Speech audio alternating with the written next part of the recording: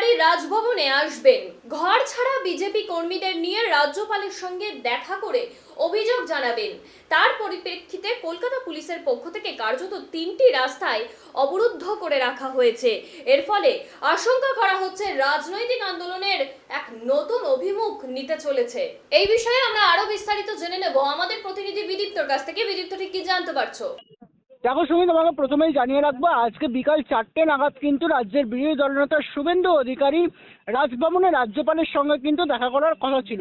তার সেই পূর্ব নির্ধারিত আগের যে সময়সূচি, সেই সময়সূচি অনুযায়ী এবং আগে থেকে তার যে রাজভবন থেকে নেওয়া পারমিশন অনুযায়ী কিন্তু তিনি পৌঁছান সরাসরি রাজভবনে।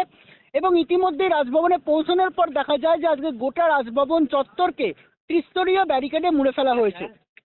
প্রথম কথা, ত্রিস্তরীয় ব্যারিকেড মুড়ে ফেললে রাজ্যপালের সঙ্গে কিন্তু শুভেন্দু অধিকারীর যে দেখা করার প্রবল ইচ্ছে ছিল, সেক্ষেত্রে দাঁড়িয়ে কিন্তু বাধার কারণ হয়ে দাঁড়ালো একমাত্র এই পুলিশ। এবং সেক্ষেত্রে দাঁড়িয়ে 3 দিক থেকে বরাবর কিন্তু ত্রিস্তরীয় এই ব্যারিকেড করা হয় আজকে গোটা রাজভবন চত্বরকে। এবং শুধুই শুভেন্দু অধিকারী ছিলেন না, শুভেন্দু অধিকারীর পাশাপাশি কিন্তু ছিলেন প্রায় ভোট পরবর্তী হিংসা। মূলত যে সকল জায়গায় দেখা গেছে কারোর হয়তো মাথা ফেটেছে, কারোর হয়তো হাত ফেটেছে, কিংবা হাতে চোট লেগেছে, কিংবা পায়ে চোট লেগেছে, এই সকল বিজেপি কর্মীদেরও কিন্তু আজকে সংঘবদ্ধ করে রাজ্যের বিরোধী দলনেতা শুভেন্দু অধিকারী রাজভবনে পৌঁছান। এবং রাজভবনে পৌঁছানোর পর কিন্তু পুলিশের তরফ থেকে তাকে বাধা দেওয়া হয়। প্রায় 1 ঘন্টা শুভেন্দু অধিকারী রাজভবনের ভিতরে কিন্তু প্রবেশ করতে পারলেন না। রাস্তার মধ্যেই তিনি দাঁড়িয়েছিলেন, তার গাড়ির মধ্যে বসেছিলেন। এবং পরবর্তী ক্ষেত্রে কিন্তু শুভেন্দু অধিকারী যিনি পিএস অর্থাৎ চন্দ্রনাথ বাবু এবং তার পাশাপাশি অন্যান্য শুভেন্দু অধিকারীর উচ্চপদস্থ আধিকারিকরা তাদের সাথে পরামর্শ করার পর শুভেন্দু অধিকারী কিন্তু খানিকক্ষণ পর গাড়ি থেকে বেরিয়ে সাংবাদিকদের মুখোমুখি হন। তিনি বলেন যে আজকে চূড়ান্ত যে এই একটি কথা গুরুত্বপূর্ণভাবে উল্লেখ করেন যে যেখানে রাজ্যের মমতা বন্দ্যোপাধ্যায়কে বিপুল ভোটে জয়ী করে এনেছেন এই সকল সাধারণ মানুষ, তখন সেক্ষেত্রে দাঁড়িয়ে রাজ্যের মুখ্যমন্ত্রী মমতা বন্দ্যোপাধ্যায় অর্থাৎ রাজ্য সরকারের যে পুলিশ, তার সঙ্গে একজন বিরোধী দলনেতার সঙ্গে এই ধরনের আচরণ কিভাবে করতে পারেন, এই প্রশ্নটা কিন্তু আজকে তিনি জিজ্ঞাসা চিহ্ন রকমভাবে তুলে ধরেন একদম সরাসরি রাজভবনের সামনে থেকে।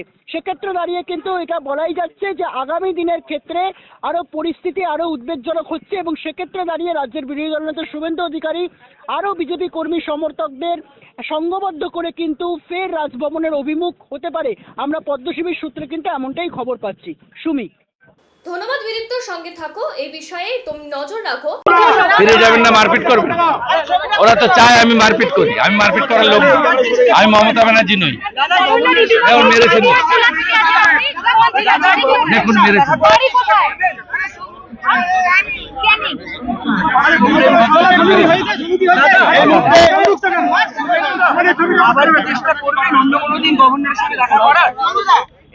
আমি আইনের দ্বারস্থ হচ্ছি আগামীকাল।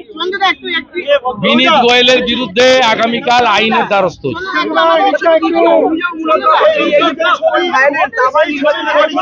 পোস্টপল ভায়োলেন্স, ঘর ছাড়া করেছে, রেশন বন্ধ করেছে, 1200-র বেশি লোককে ইনজোর করেছে।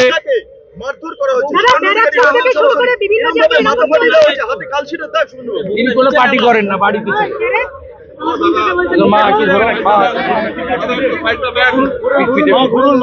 এই মুহূর্তে ছবিগুলো দেখানো হচ্ছে যে এইভাবে বৃদ্ধাকে প্রহার করা হয়েছে। এই মুহূর্তে বৃদ্ধাকে পোস্টপল ভায়োলেন্সের শিকার দেখতে পাচ্ছি, মাথা ফেটে গেছে, মাথায় সেলাই করা হয়েছে। 10 দিন আগের ঘটনা। এই মুহূর্তে শুভেন্দু বাবু কি বলবেন? বৃদ্ধা, শিশু কেউ রেপ পাচ্ছেন না। এখানে পশ্চিমবঙ্গে গণতন্ত্র একেবারে ভুলুণ্ঠিত, সবাই জানে। এবং এটা একটা প্র্যাকটিসে পরিণত হয়েছে। নির্বাচন হলেই মারপিট করবে। 21-এ করেছে, পঞ্চায়েতে করেছে, এবারেও লাগাতার চালাচ্ছে। তাহলে এর সমাধান সূত্র কোথাও বেরোবে না? না, সরকার যদি law and order, internal law and order পুলিশের এবং রাজ্যের, তারা চায় না, তারা বিরোধী শূন্য করতে চায়, তারা বিরোধীদের শেষ করে দিতে চায়। এবং আমরা যে 2,35,00,000 মানুষের ভোট পেয়েছি, 39% ভোট, বিরাট সমর্থন, বিরাট অংশের ভোটারের ভোট, এরা চায় একেবারে বিরোধীদের শেষ করে দিতে। নইলে বিরোধী দলনেতাকে এইভাবে রাস্তায় আটকায় না। ভিকটিমদের সঙ্গে গভর্নর সাহেব নিজে অনুমতি দেওয়ার পরেও ঢুকতে দেন না। আপনি কি আইনি পদক্ষেপ নেবেন? আমি আগামীকালই নেব। আপনি বিরোধী দলনেতা হয়ে আপনাকে কিভাবে আটকানো হচ্ছে? যে আটকেছে তাকে প্রশ্ন করুন। এখানে কি আইনের শাসন নয়, শাসকের আইন চলে? এটা তো NHRC 2021-এ বলে দিয়ে গেছে। যা করছেন ভালো করছেন। 99.5 মমতা ব্যানার্জিকে ধন্যবাদ। ভিতরে ডেপুটেশন দিলে যতজন মানুষ না জানতেন, বাইরে এই 1.5 ঘন্টা 2 ঘন্টা ধরে যা করলেন, পশ্চিমবাংলার আপনাকে যারা ভোট দিয়েছে তারাও দেখে নিল যে আপনি কি ধরনের জিনিস। এটা কি আগামী বিধানসভার আগে এরকম ভাবে আটকে দেওয়া মানে কি আপনাদের কিছুটা হলেও ব্যাকফুটে ফেলে দেওয়া? আমরা ফ্রন্ট ফুটে চলে গেলাম, ব্যাক ফুটে কেন যাব?